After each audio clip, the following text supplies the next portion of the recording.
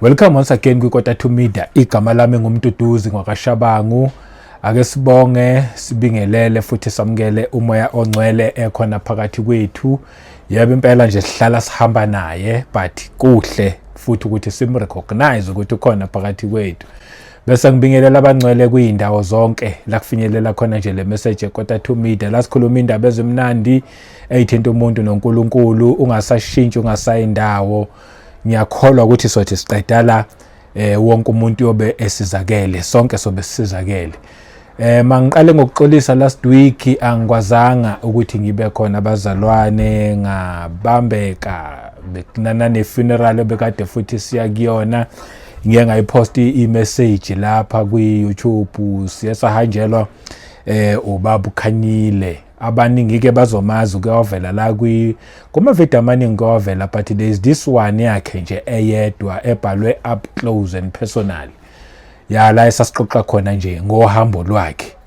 Ya mangabe nje ukuthi ufuna ukumbona ungachecka lapho bekade sofihla yena. Kwakuningi ke nokunye bazalwane including nama preparations ange-18 konke lokho kwangivimba. Last week angikwazanga ukutholakala, but sayibonga ke inkosi ukuthi nakho sisasekhona nje sisaphila futhi sasiphela inye ithuba. Ngisese lapho ke nje futhi mangiphinde ngidlulise le message le ukuthi 18 July sobe sekwanongoma siyokhuleka siyorepenta siyisizwe esimesabayo uNkulunkulu. Ngine team ke ngisebenzisana nayo la angedwa kulomsebenzi khona nje impela team ezinikele ngendlela eyisimangaliso ya nje ngithulela isigqoko le ya team. Iphinde yangicela ke futhi yathi sicela ukuthi uyidlulise futhi le message ukuthi siyabonga kakhulu ngeminikelo abazalwane abayilethayo. So far nje impela isisize kakhulu futhi siyacela ukuthi abazalwane baqhubeke banikele. Asikakafiki la kumele sifike khona ngokohlelo lwebudget. Asikakafiki lapho, sisashoda nje bazalwane othintwa inkosi nje ukuthi aqhubeke anikele. Mhlambe wakwanikela before usengaphinda futhi unikele, mhlawumbe awukaze nawe usenganikela, noma ngabe into engakanani lokho nje inkosi ekubeka enhlizweni yakho. Akukalelwanga umuntu la ukuthi sikalela into engaka, lokho nje inkosi ekubeka enhlizweni yakho kuyosiza lapha yana ama preparations wonke. Ngangazi mina ukuthi hey kanti ukuprepare lo msebenzi kuyinto engaka, angaze ngakwenza, but ke siyabonga kakhulu kubo bonke nje abanikelile nalabo futhi abasazoqhubeka banikele. Sayibonga nje inkosi ngani bazalwane, bese ngesiwenze lo msebenzi ngaphandle kwini akusiwona owethu nathi, owethu sisonke, owethu siyisizwe sonke sase South Africa. Ungawuthathi ngokuthi wabantu abathile, cha, lona wona kusiwona wabantu abathile, owethu siyisizwe sonke sase South Africa. Ngiyabonga ke bazalwane, ngiphinde nginibonge nje niya subscribe nayikhulisa i-channel, nihleli futhi niya commenta futhi kahle, niya like, niya share futhi lama messages. Siyabonga kakhulu nje, inkosi nibusise. Khona nama channel members sanibonga kakhulu nje, nithi lo msebenzi mawuqhubeke uye phambili. Siyabonga kakhulu nabanye ke nje abade beqhamuka ngalezo ikati lezo, sanibonga nonke, inkosi nibusise. Singene ke kwi-message yanamhlanje, izohluka eyanamhlanje, ayifani nale sikhulumile kakhulu ngomoya ongcwele. Futhi uma ngabe ukuthi inkosi sakubekile ukuthi ngiqhubeke ngikhulume ngayo ngizoqhubeka, but today ake sifunde naye nje indaba ela kuJohn chapter 6 ekhuluma ngokukholwa. John chapter 6 verse 47. La kimkhona ifundeka ngalolu hlobo ithi, most assuredly I say to you. Ama version athi verily verily, ama yathi truly truly, phinde futhi ithi ngeqiniso kusho ukuthi iqiniso, most assuredly. Lokho kusho uJesu la kule iqiniso. I say to you uthi, he who believes in me has everlasting life. Okholwa uJesu Kristu unokuphila kwinguna phakade. This is a guarantee message. Iqiniso, most assuredly, truly truly, okholwa nguJesu Kristu. Akathi uJesu okholwa yithi, akathi he who believes in us. Siyazi thina sijwayele ukuthi khona uNkulunkulu wamaJuda, khona wabelungu, khona wabantu abamnyama. Njengoba nje uJesu eneqiniso eyindodana kaNkulunkulu elethi iqiniso emhlabeni, ukube beziningi indlela zokuya kuBaba noma ukube beziningi indlela eziya kuphileni, wayosho uJesu nje kahle abeneqiniso angathi he who believes in me, but wayeyothi he who believes in us. Then besobona ukuthi kushuthi ziningi indlela zokuya kuphileni okuyingunaphakade, but siyathola la uthi he who believes in me. So nje ungadukiswa abantu, ungalahlekiswa abantu bethi kunoNkulunkulu abantu abamnyama, kunoNkulunkulu abelungu, ungadukiswa abantu. There is only one God, only one Son, who is our King, who is our leader, ogama lakhe linguJesu Kristu. There is only one Holy Spirit. uNkulunkulu ke yena wadala izizwe zahlukana zonke, and kuNkulunkulu ayikho indaba yokuthi umnyama, umhlophe, uyelo, pink njani. kuNkulunkulu ayikho indaba yama languages are different. Lento le into yethu yala emhlabeni. Omubi ke bese capitalizer ngalento yamakhalazi ukuthi wena umnyama, therefore udinga uNkulunkulu omnyama, wena umhlophe udinga uNkulunkulu omhlophe, wena umZulu ngengamlaleli umSuthu, wena umVenda ongamlaleli umTsonga. Yabona nje omubi nje uyasixova wenza yonke lento, but kuNkulunkulu siyisizwe sakhe, abantu bakhe abadala wabalethe emhlabeni ebathandile ukuthi bazophila impilo la emhlabeni ehambisana noNkulunkulu. But ke sangena kisithi sasixabanisa noNkulunkulu.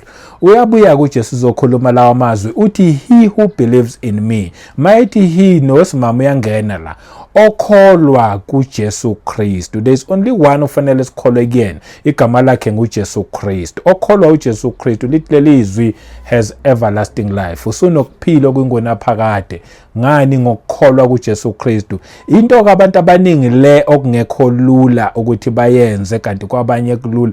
Kulabo okungekho lula ukuthi bayenze, I don't understand ukuthi why kunzima ukuthi nje kholwa kuJesu Kristu.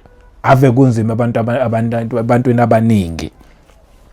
Makumele bakholwe uye bathi sisacabanga. Makumele bakholwe uye bathi ngizobona sengimdala. Makumele bakholwe uye athi omunye mina sengimdala, kungabe ngakholwa ngisasemncane. Yabo nje angazi why, ngoba lento avilula. Ngebhadi abanye bayibona sebengale kwethuna, behluleke ukwenza into very easy and simple, ukukholwa kuJesu Kristu. Ngale kwethuna akusekho ukuphenduka, akusekho ukubuyisana noNkulunkulu. Ngale ukuphenduka kula emhlabeni uzwa izwi, ngala akekho oshumayelayo ngale kwethuna. Usuhambile emhlabeni, uzoya la ubukade usebenzela khona, noma uzoya la kade ukholelwa khona, noma uzoya la wena oyikhethele khona. Akekho umuntu othi angikhethanga mina emhlabeni, ngangakhetha lutho mina. Yabona sonke sizalelwe esonweni. Kushuthi sonke noma ungakhethanga usukhethelwe ngoba sizalelwe esonweni. Kushuthi sizalelwe ekufeni sonke, akekho ozalelwe ekuphileni. Sonke sazalelwe ekufeni, sazalwa sibabi, singcolile, sonke. Akekho koyothi angikhethanga. Uma ungakhethanga uyakhethelwa up until uyikhethele wena. Ngingakhetha uJesu okholwa yimi uyothola ukuphila kuyingonaphakade. Ngani? Ngoba manje sonke sizalelwe ekufeni esonweni. The minute ukholwa kuJesu Kristu usuyakhishwa lapha yana ekufeni, lapha ebumnyameni, lapha ebubini, lapha ekubhubheni usuyakhishwa, bese uzonamathiselwa kuphi-ke manje ekuphileni. But na indaba la ikhona, lithi lelizwi he who believes in me.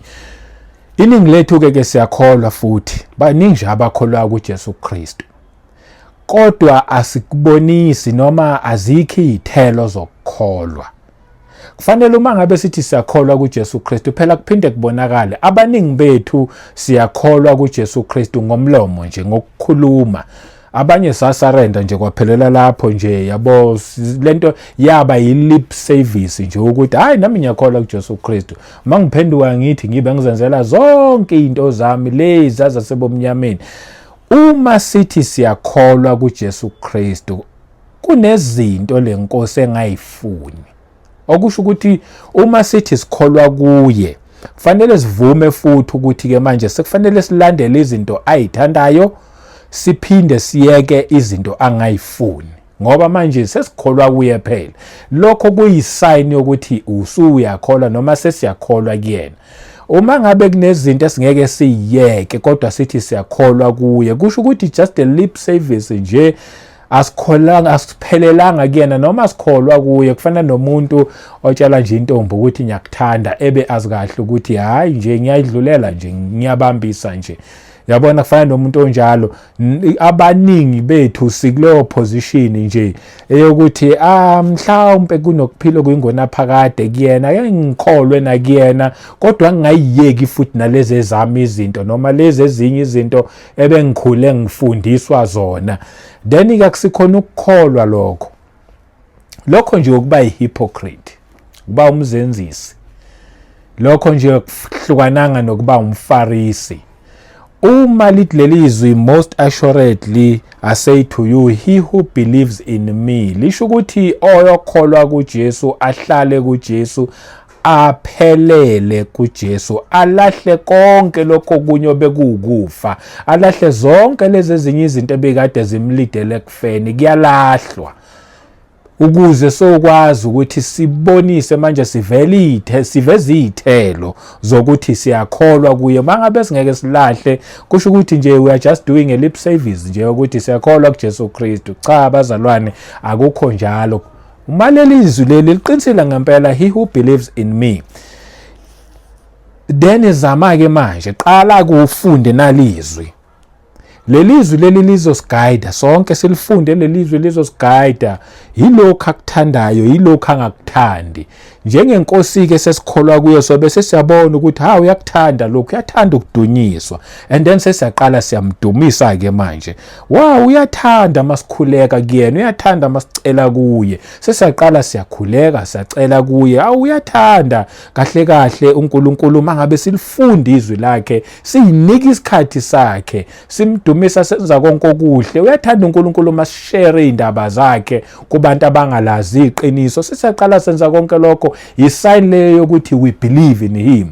Siyabheka futhi sithola ukuthi akakuthandi lokho mangabe ukuthi kanti ngiyatshontsha, akathandi uma ngabe ngiqamba amanga, akathandi uma ngibulala, akathandi uma ngabe ngenza zonke lezi zinto zezwe lezi, ngidakwa ngenza konke. Then usuyaqala usuyabheka, uyabona ukuthi uma ngabe akakuthandi lokho, kusho ukuthi kufanele ngikuyeke. Why kufanele ngikuyeke? Ngisho ukuthi manje ngiveze izithelo zokuthi ngempela ngiyakholwa kuyena. Ukukholwa kuhambisana ne-action. Ngempela ngiyazi mina sihlala siyikhuluma indaba yokuthi asikumelanga sikube nesikwenza uJesu wenza konke. Yebo impela uJesu wenza konke, lokho kuliqiniso ngempela. Thina sisekho isidingo sokuthi siyobethelwe esiphambanweni, kuchitheke igazi lethu. uJesu yena wabethelwe, lachitheke lakhe igazi laba enough for umhlaba wonke. And-ke manje leli gazi leli lilodwa laba enough for umhlaba wonke. Thina ngesisakwenza lokho. Thina yini esesiyenza? Ukukholwa kuye. Masikholwa-ke kuye kufanele phela nathi simbonise ukuthi siyakholwa kuye. Yebo impela senza okuhle emehlweni akhe. Angithi naye uNkulunkulu wathi uma ngabe ebonisa uthando, wathi uma ekhuluma ethi uyasithanda, waphinde wabonisa. Angibe ngaleyo ndlela impela ngoba injalo nasezweni. Walikhuluma uthando kwangaphelela kwi-lip service, waphinde wabonisa, waletha ukuthi nakho okuyisign okubonisa ukuthi ngiyanithanda. Ake silifunde-ke leli verse esengikhuluma ngalo la. Litholakala kuJohn 3 uverse 16, iverse esilijwayele ngendlela eyisimangaliso. Ithi kuverse 16, for God so loved the world. Yabona le iyafana nokuthi nje i-lip service uma ngabe ingena action. Ukuthi uNkulunkulu walithanda izwe, but manje na-ke sibona ngani ukuthi uNkulunkulu walithanda izwe. Bese liyaqhubeka lithi, for God so loved the world that he gave his only begotten son. Wathi elithandile izwe kwangaphelela nje kuthenini nje ngiyalithanda kwabe kuphelile. He gave as a sign yokuthi ngempela ngiyalithanda lelizwe. enikelela ini nakhona kulelizwe ingoba lelizwe lisekufeni liyabhubha libi kwafanele anikele kube nomhlatshelo ozokwenzeka hayi oweyilwane ke this time around but owendodana yakhe wanikela ngendodana yakhe as a sign ukuthi ngempela lelizwe leli ngilithandile wasebeka ke nawo amazwi that whoever believes in him should not perish but have everlasting life. Let it that whoever, ama version whosoever believes in him, or believes in who? In Jesus Christ. Le ndodana ayilethe emhlabeni eyafike yaba umhlatshelo yabulawa yafa. Ifela thina njalo yona ngoba engenzanga lutho engenacala ithine sinamacala. Ukuze ke manje thina ke sinamacala uma sikholwa kuye ngoba yona yayingenacala iyinhle thina bese sithatha ubuhle bayo obungenacala ngokukholwa kuyo yena wathatha ububi bethu wahamba wasifela and futhi waphinde waprove ukuthi ngempela yena uyinkosi yamakhosi uyindodana kaNkuluNkulu okunikelwe ngayo waphinde futhi wathi lokufa lokhu kufanele kunqotshiwe yena ke futhi eyindodana kaNkuluNkulu waphinde wayonqoba ukufa ngoba wafa kodwa ngosuku lwesithathu watholakala manje sevukile ngoba the last enemy ngempela ukufa wonke umuntu yabona nje uSathane ugarante nje ngokuthi ngizobabulala then uJesu wathi uma ngabe efikile emhlabeni ethunywa ngubaba ezulwini kwafanele azonqoba lokufa wakunqoba lokufa ngosuku lwesithathu wavuka and uma ngabe sevukile ngosuku lwesithathu wayiveza futhi kwabaningi and namhlanje ngikhuluma nje kanje usabonakala usayiveza kulaba abakholwa kuye. The minute ukholwa kuye inhliziyo yakho yonke uyibeka kuyena uzosiveza kuwena ngomoya ongcwele ngeke angazivezi kwinhliziyo evumayo emamukelayo nekholwayo kuyena. Lithi ke lelizwi leli that whoever believes in him meaning khona vela bazoyizwa le message bazoyizwa ishunyelwa kakhulu noma futhi ishunyelwa nje kahle but bazoyizwa le message kuma radio stations yonke indawo bazoyizwa le message but some they won't believe ukuthi hey senzela umuso omkhulu kangaka uthando longaka ingakho lithi that whoever who will believe in him should not perish. Yabona kuNkulunkulu umuntu akambambi ngenkani amfoste ngenkani amfake kuphileni ngenkani uthi nakho kufa nakho kuphila bese etikhetha uthi kodwa uma wakhetha ukufa awumaye kuwena kulula ukukhetha ukuphila kholwa kuJesu Kristu ukuze ungeke kuye kubhubheni mina ngikhona ukubhubha kodwa bese uba nokuphila kuyingona phakade mina ngikhona futhi nokuphila kuyingona phakade kulabo abangeke bamfuna uJesu Kristu nakho kokubhubha ke kubekiwe for bona bayobe beyikhethele bona nabo kulabo abayokhetha ukukholwa kuJesu Kristu ukhulumileke nje ngaleli verse esiqale ngalo bayokwamkelisa ukuphila okuyinguna phakade ubaba wathi mayebonisa uthando ekhuluma ngothando waphindwa libonisa wanikela nathi masithi siyakholwa kuJesu Kristu kufanele phinde sibonakalise kube nezithelo zokuthi ngempela siyakholwa kuJesu Kristu kubonakale kube nalama fruits azovela kuthina. Angime nje lapho for today ngomusa wenkosi yethu uJesu Kristu siphinde sihlangane futhi kwivideo elandelayo inkosi inibusise kuyindawo zonke amen.